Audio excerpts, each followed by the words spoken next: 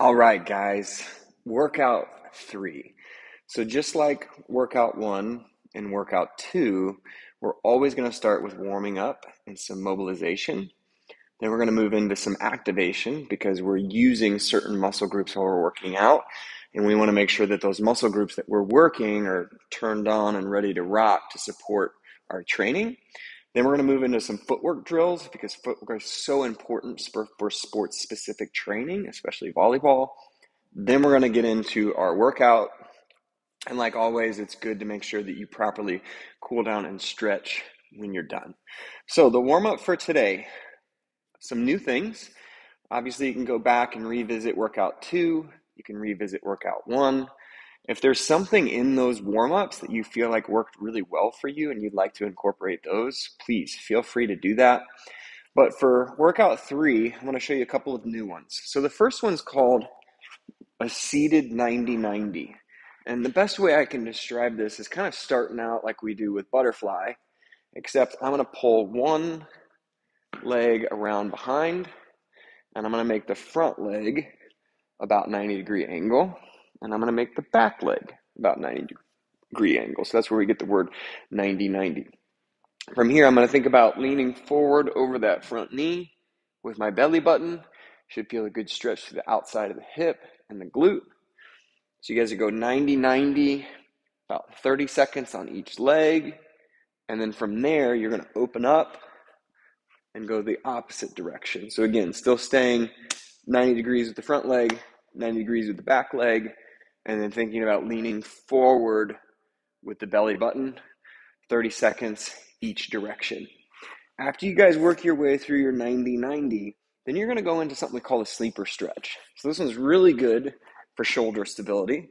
And we know in volleyball, right, using those shoulders a lot. So kind of like our sideline shoulder arcs last class, except now this bottom arm is going to be out at about a 90-degree angle. I'm going to use my opposite hand to slowly push that palm down toward the floor. Now, I don't want you to get brownie points for touching the floor if the shoulder comes up. So try to keep the shoulder and the elbow on the floor the whole way. Just slightly press down till you feel a good stretch. Maybe hold for 5 or 6 seconds. Let it back out and then go back in. Like everything we do, you do it to one arm. You definitely need to make sure that you do it to the other arm. After your sleeper stretch, we're going to do those sideline shoulder arcs that we did for our cool down in workout 2. Much like the sleeper stretch, everything stacked, hands on top. Then you're slowly going to draw that arc all the way we get above the head. Then I can open up my palm to the ceiling and I can continue on so I get in that kind of splayed cross position. Try to keep those fingertips on the floor the whole way. Those are side-lying shoulder arcs. Again, whatever you do to one arm, please make sure you do to the other.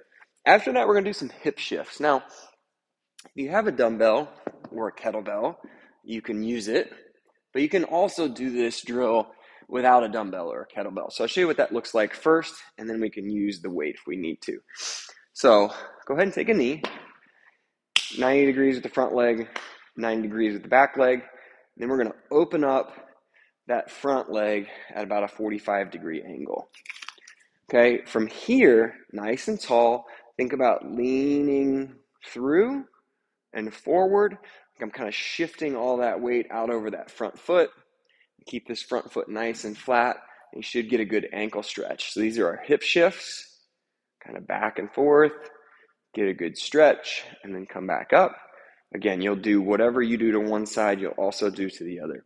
So that's our mobilization for the day. Our activation, again, 3 rounds, nice and easy. You're not trying to necessarily get super sweaty doing this. We're going to start off with some glute bridges. So these are great for turning on the hamstrings and the glutes, getting those ready for big jumps. So supine or on your spine, bridge up, get a good squeeze through the hamstrings and the glutes, keep that belly nice and tight, hips come back down to the floor, light tap, and bridge up. Good squeeze at the top. So these are our glute bridges. After our glute bridges, then we're going to do some bodyweight Cossack squats. So These are a little difficult, but I want you guys to get in a relatively wide stance, so we're not, in our squat stance, feet right under the hips, wide. It doesn't need to be full splits, but a wider stance, and then kind of angle those toes out. Just like we learned in week 1 with our squatting, I'm going to think about pushing the hips down and back first, and then I'm going to shift that weight to one side. Come back up to the middle, shift down and back with the hips to the other side. So these are our body weight Cossack squats. Just nice and easy. Should really turn on all the quads and hips, getting you guys ready for your workout today. After the body weight Cossack squats, we're going to do a sideline rotator cuff. Now, you can do this with a couple of different things. You want an object that's not super heavy, but we're basically going to be in this position, kind of bottom leg tucked underneath, outside leg knee up, and then I'm bracing myself with my other arm. Whatever you have, I don't know, maybe it's a bottle of water. Like, it doesn't even necessarily need to be a weight, because our rotator cuff is comprised of a bunch of really small, tiny stabilizer muscles, so it doesn't need to be really heavy. Elbow to knee, rotate palm down, and then palm up. And I want you guys to try to keep the elbow in contact with the knee the whole way through. Nice and easy. Okay, that's our rotator cuff, sideline rotator cuff. After that, we're going to go into something called V for Victory. I introduced you guys last week to these little resistance bands. I put a tab at the bottom of your Google Sheet that has a link where you guys can buy these. You don't need to have one of these to be able to do the workout, but they are pretty cheap. So as a reminder, basically where your watch would go, okay, I'm going to create some outward tension. And as I do that, I'm going to hinge through the hips. Back's going to be nice and flat. And I'm going to bring those arms all the way up overhead, thinking about always keeping the tension on the band. Now, you guys can do that with a band, or you can do it with, some light little weights, or maybe some water bottles. Same basic idea. Hinge at the hips, back nice and flat. Bring those weights all the way overhead, get a good squeeze, and then come right back down. So that's our V for Victory. After that, I think we're done with our activation. We're going to go back to our ladder drills. So if you remember, workout 1 and workout 2, we introduced a lot of our ladder movements. And you guys don't have to use a ladder. You can use tape marks on your carpet or little cones or whatever you have. But we're going to go through some of the ones that we're familiar with. So we have our high knees. Obviously, you guys are going at full speed as long as you're under control. Each foot in each hole. Then we're going to go back to every other hole. Driving the knees high, pumping those arms. Then we're going to do our jump with rotation, which is what we did in workout 2. So kind of face your ladder. One foot's going to come in, jump and rotate, all the way down. We're going to do our forward zigzag from workout 1 and workout 2. So I'm here, one foot stays over the top of the ladder, and the other one comes out and plants. But the new one for today is the backward zigzag. So I'm going to move backwards through the ladder, touching inside each of the squares, and working my way backwards. So as I shuffle through the ladder, still pumping those arms, working on my footwork and my foot speed. So there's our footwork for the day. Now let's get into our workout. So, got some different movements today. Today's going to be, if you look down toward the bottom, I tried to put the intended stimulus, which means like what we're trying to get out of the workout. So for today, cardiorespiratory. So we want that heart rate to get up, get that breathing to come up. So our goal is we're going to do some intervals. Now, you can do this on a clock on your phone. Just let your clock run. You're going to work for 30 seconds, and then you're going to rest for 30 seconds. And you're going to do as many reps in that 30-second time domain as you can. I've given you some targets. So we're going to try to do 12 of each movement in that 30-second window. If you only get 9, it's okay. If you only get 10, that's okay. But we're going to try to do 12 in the 30 seconds of work, and then everybody's going to take a break for 30 seconds. So it's kind of like sports, right? Like you go hard and you get a little break, and then you go hard and you get a little break. So this interval stuff is going to be really good. So interval 1 is a tuck jump. So we went over how to squat in workout 1, feet right up underneath the hips. Okay, I'm going to load maybe into a half squat or maybe a quarter squat. I don't need to come all the way down to do this. Maybe a half squat or a quarter squat. I'm going to initiate the jump with the arms. And when I jump, I'm going to bring both knees up. So our tuck jumps are going to look like that. So you're going to try to do 12 of those in 30 seconds. And then you're going to rest for 30 seconds. Your second movement is going to be a kettlebell or a dumbbell deadlift. So I think it was workout 1 when we were, let me just double check here.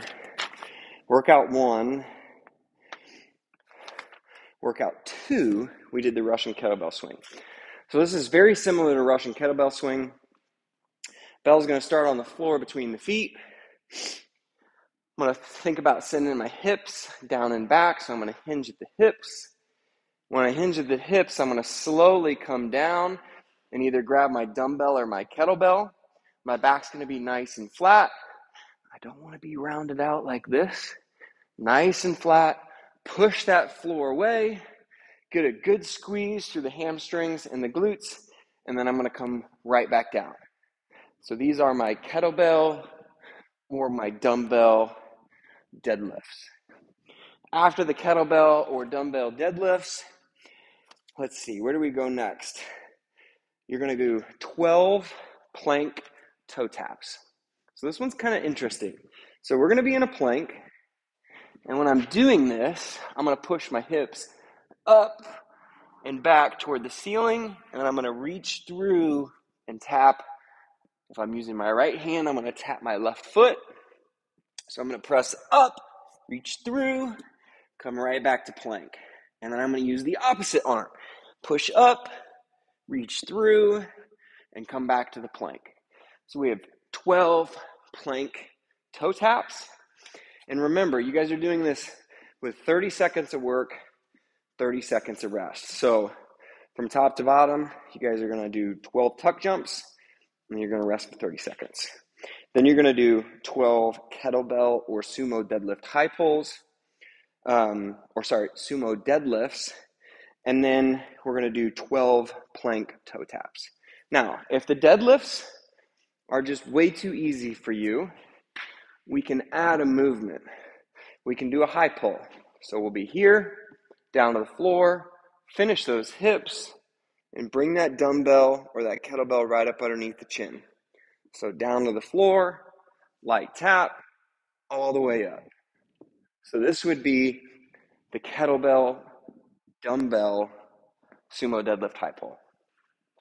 Your cool down for the day, standing calf stretch. So we did a lot of jumping and footwork drills. Find yourself a wall or a couch. Try to get as much of the bottom of your foot on the wall as you can, and then push through. You should get a nice good stretch through the calf. After that, we're going to do a pose called dragon. Dragon is very similar to one that I showed you in workout 1. Workout 1, we were doing lizard. Kind of looked like this. Dragon, I'm going to bring this front foot slightly in front of my body. Now I'm going to put a hand on either side of that foot. And I'm really going to use my chest to drive my knee out over my toe. This is really good for the back hip and then the ankle on the front leg. So that's dragon. After your dragon, you guys are going to go into child's pose. In workout 1, I introduced you to a pose called puppy dog. Puppy dog, as a reminder, looks like this. Really good for the upper back and the shoulders. Child's pose is very similar, except we're going to shift our weight back and sit on our heels. So there is child's pose. After child's pose, you guys are going to go into something called prone swimmers. These are really interesting and they're super difficult. So I'm going to be face down on the floor, arms straight out overhead, but I want you to try not to touch the floor. So we're going to pick those hands up. When I do this, I'm going to swing my hands back and around behind me. I'm going to go palms up, but I don't want to touch my butt. Arms back out to the side, then I'm going to flip those hands down and come back forward. So those are our prone swimmers. After the prone swimmers, we have prone S-waves. And the S-waves are very similar to the swimmers, except one arm is going to be out front, one arm is going to be behind, swing it out to the side, and then alternate. This one's going to come behind the head, and these are called prone swimmers. So, if you do the 12 tuck jumps, the 12 deadlifts or sumo deadlift high pulls, and the 12 plank toe taps, and you do that for 4 full rounds, you should get 144 reps. When you get done with your workout, let us know if you got through all of them. Enjoy.